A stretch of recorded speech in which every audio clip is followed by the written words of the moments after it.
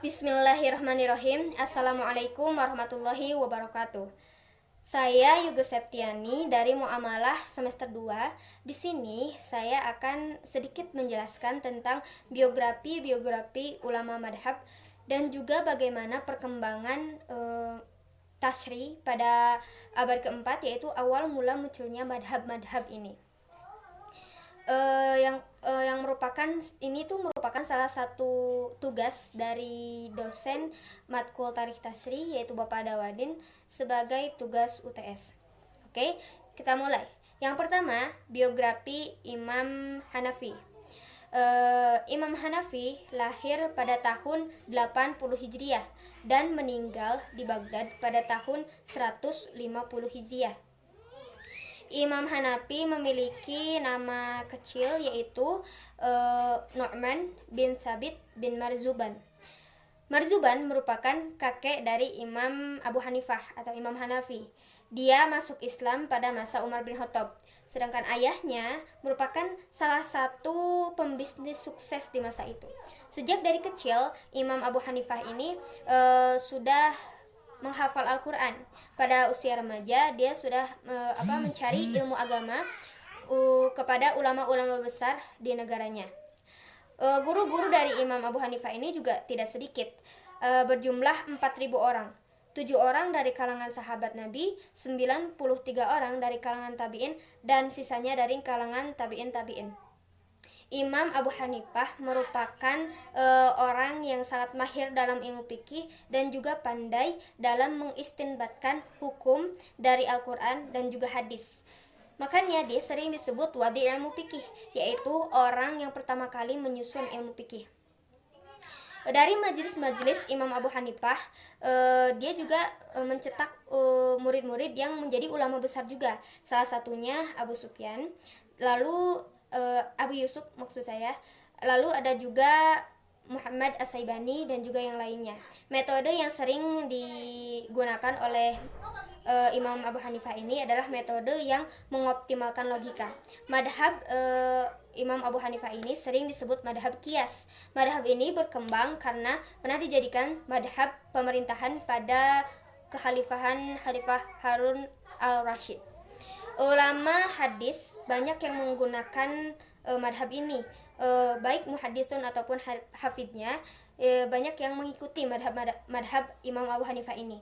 Salah satunya adalah Al-Hafiz Abu Birs Ad-Dulabi, Al-Hafiz Abu Ja'far At-Tatawi, Al-Hafiz Abdul Bagi, Al-Hafiz Ibnu Abi Al-Awam, dan juga yang lainnya. Lalu yang kedua, yaitu biografi Imam Maliki.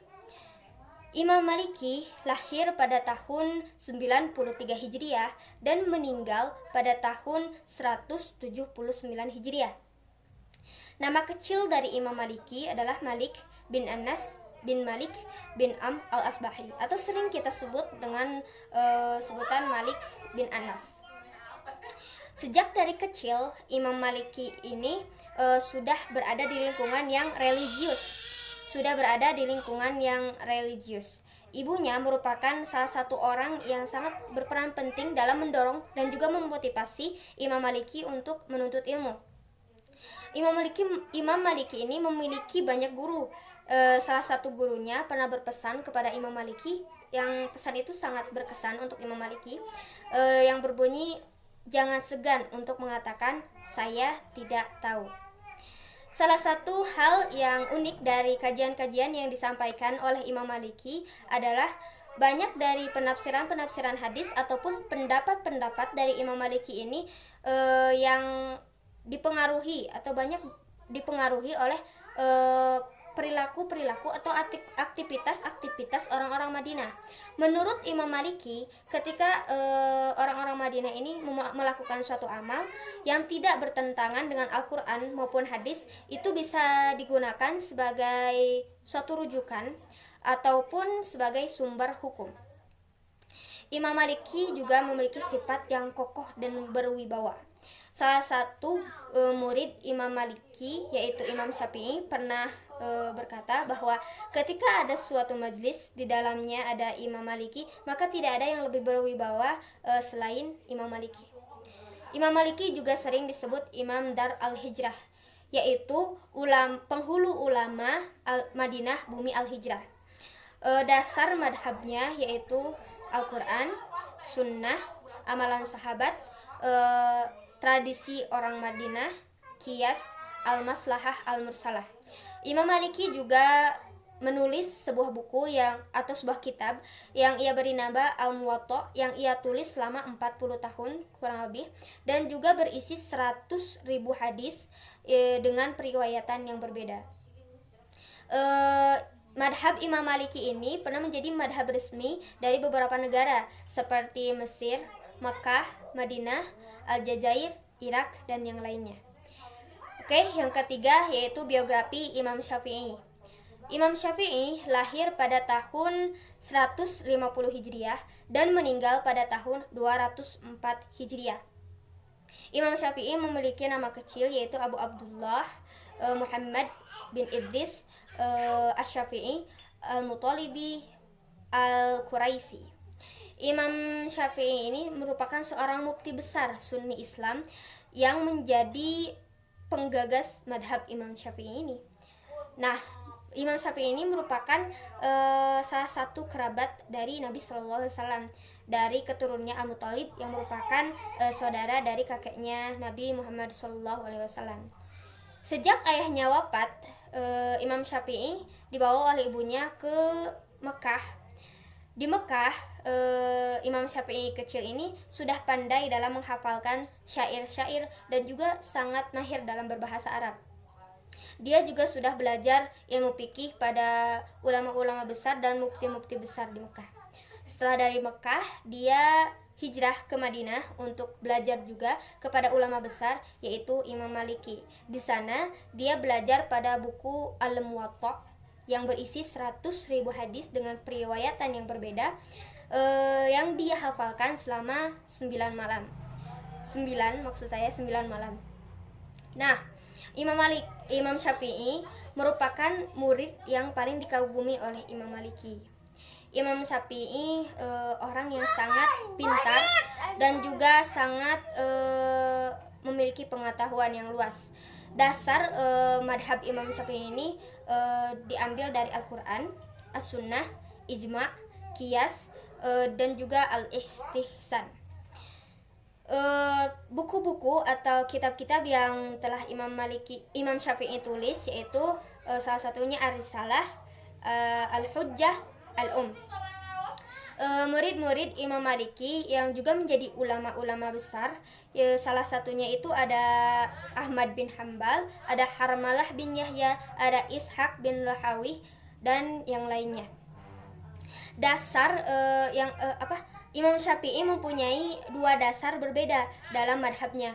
Yang pertama, Qaulul Qadim, yang kedua, Qaulul Jadid. Oke, yang terakhir adalah biografi Imam Ahmad bin Hambal. Imam Ahmad bin Hambal lahir pada tahun 164 Hijriah dan meninggal pada tahun 241 Hijriah. Nama kecil dari Imam Ahmad bin Hambal adalah Abi Abdullah bin Imam bin Ahmad bin Hilal bin Asad al-Asyaibani al-Marwazi. Imam Ahmad bin Hambal ini merupakan seorang yang ahli fikih dan juga ahli hadis. Dia memiliki sifat-sifat yang sangat terpuji seperti tawadu, waro, juga sabar, perilaku yang baik, dan juga memiliki akidah yang lurus, dan juga sifat-sifat terpuji yang lainnya. Nah, buku-buku Imam Ahmad bin Hambal ini salah satunya itu yang ia tulis adalah Al-Musnad Al-Kabir, yang di dalamnya itu terdapat 205.000 hadis, dan juga kitab-kitab lain yang masih banyak yang Imam Ahmad bin Hambal ini tulis. Nah, murid-murid dari Imam Ahmad bin Hambal ini salah satunya adalah Abdullah bin Imam bin Hambal yang merupakan putra dari Imam bin Hambal, yaitu ada juga Sholih bin Imam Ahmad bin Hambal yang merupakan putra dari Imam Ahmad bin Hambal juga. Lalu ada Hambal bin Ishaq yang merupakan keponakannya. Selanjutnya kita akan membahas tentang perkembangan tasyri pada abad keempat, yaitu awal mula munculnya madhab-madhab ini. Pada saat Rasulullah wafat, setelah Rasulullah wafat, yaitu masa tabi'in, madhab-madhab ini belum muncul atau belum terlihat gitu. Nah, pada saat setelah tabi'in, yaitu masa tabi'in, barulah madhab-madhab ini muncul. Karena pada masa ini banyak sekali orang yang mendustakan hadis, dan mereka terbagi menjadi beberapa golongan. Yang pertama, orang yang tidak menjadikan hadis sebagai landasan hukum mereka. Yang kedua, orang yang suka beribadah tapi tidak suka dalam mencari ilmu. Lalu yang ketiga, orang yang mencari hadis-hadis aneh. Mereka mencari hadis-hadis aneh untuk mereka. Lalu yang terakhir, yaitu mereka yang hanya mengikuti hawa nafsu mereka dan menjadikan hadis ini hanya sebagai tameng. Nah, dari beberapa golongan inilah ulama-ulama pada masa itu mulai mencari inisiatif untuk menjaga dan juga melindungi hadis-hadis yang masih murni dan juga masih baik. Nah, awal mula adanya pendapat-pendapat, adanya madhab-madhab, adanya pembukuan dari pendapat-pendapat itu karena adanya sekolah-sekolah fikih. Nah, mungkin ini yang bisa melatar belakangi kenapa pada masa tabi'in ini muncullah madhab-madhab atau perbedaan-perbedaan seperti itu. Lalu madhab ini terbagi menjadi 4. Pertama, madhab Imam Abu Hanifah. Imam Abu Hanifah merupakan seseorang yang saya katakan tadi sangat luas sekali pengetahuannya, dia juga sangat pintar. Nah, madhab Imam Abu Hanifah berkembang karena kerja keras murid-muridnya dalam memperluas atau dalam mendakwahkan pendapat-pendapatnya kepada masyarakat luas, sehingga madhab ini berkembang. Lalu yang kedua, madhab Imam Maliki. Madhab Imam Maliki ini merupakan madhab yang juga Imam Maliki ini juga yang sangat penting gitu, dari termasuk 4 madhab yang sangat penting. Karena Imam Maliki ini berada di lingkungan orang-orang atau ulama-ulama yang notabene mereka itu banyak ulama-ulama hadis, maka pemikirannya Imam Maliki juga banyak terkontaminasi oleh hadis-hadis juga. Jadi mungkin kalau bisa dibilang Imam Malik ini lebih condong ke hadis seperti itu. Lalu yang ketiga, madhab Imam Syafi'i. Kalau madhab Imam Syafi'i adalah madhab yang kalau kita tahu ya, di negara kita sendiri itu juga paling banyak diikuti adalah madhab Imam Syafi'i, karena mungkin menurut mereka madhab Imam Syafi'i ini lebih detail gitu.